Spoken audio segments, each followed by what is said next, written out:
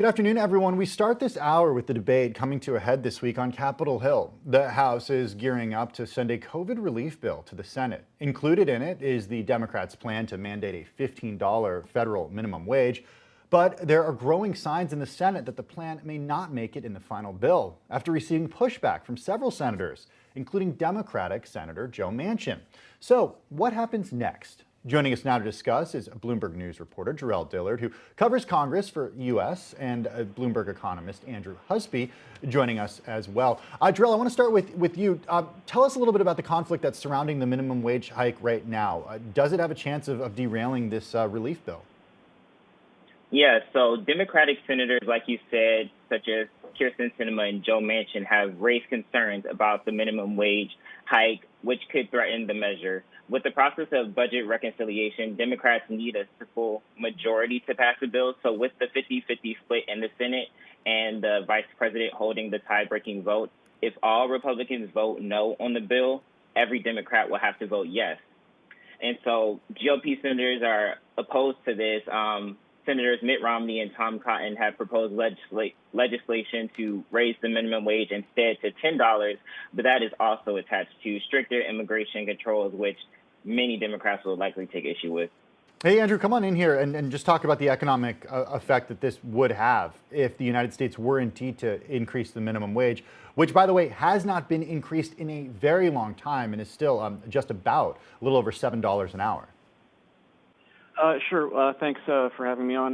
So the issue here is that, one thing to remember, though, is many states have already sort of taken charge and are on track to get to 15. Really, this question is really about, the broader low-wage workforce, which is actually quite substantial. About nearly a third of workers earn 15 in the vicinity of 15 or below per hour, as well as these other areas, these other states, and you're seeing this reflected in where the opposition is coming from, even on the Democratic side. It's these sort of lower wage, lower productivity states like West Virginia. Arizona is a little bit stronger on some metrics, but still, large rural areas where the local politicians are worried that a move like this could damage local businesses more than they'd like. So, in that sense, these costs could fall unevenly in those areas, which is why you're seeing this pushback. It's stemming from more than just the politics.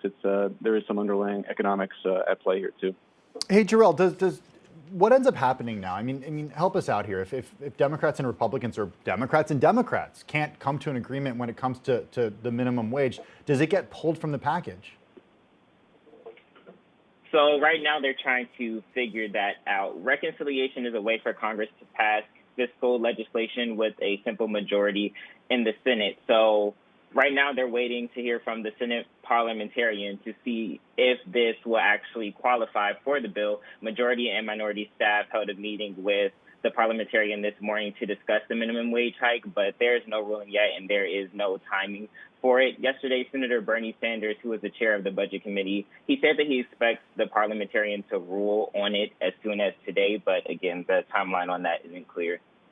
Andrew, there's been a lot of different types of analysis that's come out when it comes to what the actual economic effects of a $15 minimum wage would be. What's sort of the right takeaway for you here? Do Americans lose jobs, or does a rising tide lift all boats? Sure. In this case, we do think there is room for leveling up. You noted that the minimum wage has not been lifted since effectively 2009.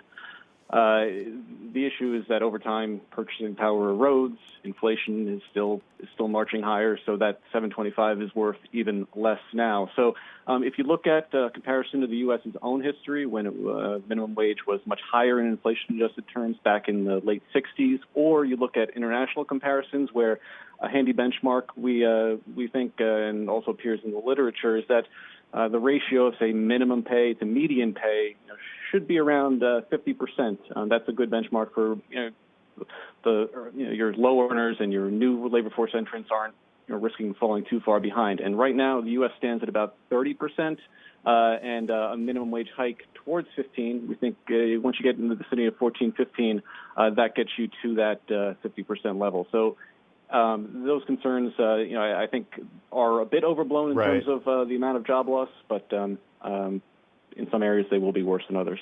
Well, guys, we're going to have to leave it there, but thanks to both of you for joining us. That's Bloomberg News' Jarrell Dillard and Andrew Husby joining us right here on Quick Take.